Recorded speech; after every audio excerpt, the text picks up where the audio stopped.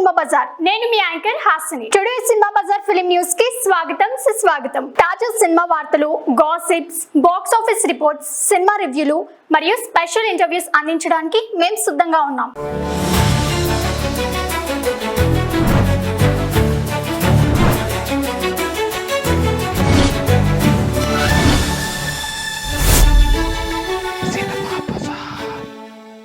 కలియుగం 2064 movie review. కలియుగం 2064 అనేది 2064 సంవత్సరంలో సెట్ చేయబడిన ఒక సైన్స్ ఫిక్షన్ థ్రిల్లర్ చిత్రం. ఈ చిత్రంలో శ్రద్ధా శ్రీనాథ్, కిషోర్, ఇనియన్ సుబ్రమణి, హ్యారీ తదితరులు ప్రధాన పాత్రలు నటించారు.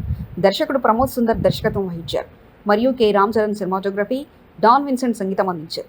విజువల్ ఎఫెక్ట్స్ నార్వేలో రూపొందించబడ్డాయి. ఈ చిత్రం ఆర్కే ఇంటర్నేషనల్ బ్యానర్ పై నిర్మించబడింది. మూడో ప్రపంచ యుద్ధం తర్వాత 2064లో పరిస్థితులు చాలా దగ్గర అవుతున్నాయి. ఎక్కడా ఆహారం, నీరు దొరకడం లేదు. ఈ పరిస్థితుల్లో మనుషులు తమ జీవితాన్ని కాపాడుకునేందుకు ఎంత దారుణంగా మారిపోతారు. ఆకలి, దాహం వంటి శక్తిరహిత పరిస్థితుల్లో మానవత్వం ఎలా కరువైపోతుందనే కోణంలో ఈ కథ సాగుతుంది. శక్తి కిషోర్ ఒక సేఫ్ హౌస్ అనే ప్రదేశాన్ని వెతుకుంటూ అక్కడే ఉండే థామస్, ఇనియన్ సుబ్రమణ్యం పాత్రలో అనేక ట్విస్టులు, డార్క్ సీక్రెట్లు బయటపడతాయి. ఈ క్రమంలో భూమి, శ్రద్ధా శ్రీనాథ్ కూడా తన సేఫ్ హౌస్ను వెతుకుతుంది.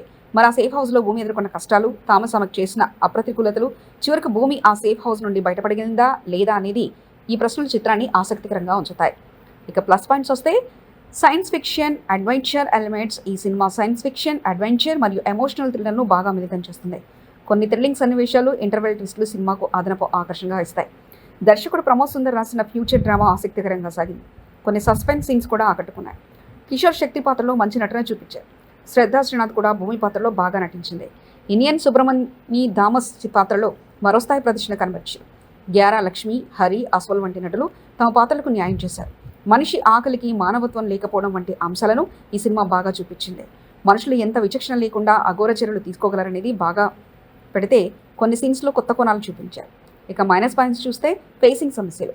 సినిమాతో ఆసక్తికరమైన థీమ్ ఉన్నా కొన్ని చోట్ల కథ స్లోగా సాగుతుంది. కొన్ని సీన్స్ మరింత క్లారిటీగా ఉండవచ్చు. ముఖ్యంగా సెకండ్ హాఫ్లో కొన్ని ఇంట్రెస్టింగ్ ఎలిమెంట్స్ కాస్త తగినట్లు కనిపిస్తాయి. మూడో ప్రపంచ యుద్ధం తర్వాత వచ్చే ఫ్యూచర్ను మంచి రీతిలో కనెక్ట్ చేయకుండా కొన్ని చోట్ల సీన్స్ డైవర్ట్ అయ్యాయి. దీనివల్ల కథలో ఉన్న సస్పెన్స్ కొంత తగ్గింది. కొన్ని సస్పెన్స్ సీన్స్ ఇంకా ఆసక్తికరంగా ఉండవచ్చినట్టుంది. కథలో మానవత్వం కోల్పోయిన ప్రతిపక్ష పాత్రలను బాగా చూపించారు, కానీ అదే స్థాయిలో సస్పెన్స్ను ప్రదర్శించడం కాస్త లోపమన్నట్లు కనిపిస్తుంది. ఇక సాంకేతిక విభాగానికి వస్తే cinematography, K Ram Charan cinematography చాలా బాగుంది. ఫ్యూచరిస్టిక్ దృశ్యాలను బాగా చిత్రీకరించారు. ముఖ్యంగా సెకండ్ హాఫ్లో కొన్ని కీలక సన్నివేశాలు చక్కగా చూపించారు. సంగీతం, డాన్ విన్సెంట్ సంగీతం సినిమాకు సరైన అనుసంధాన్ని కలిగించింది, కానీ సంగీతం మరియు ఆకట్టుకునేలా ఉండవచ్చు.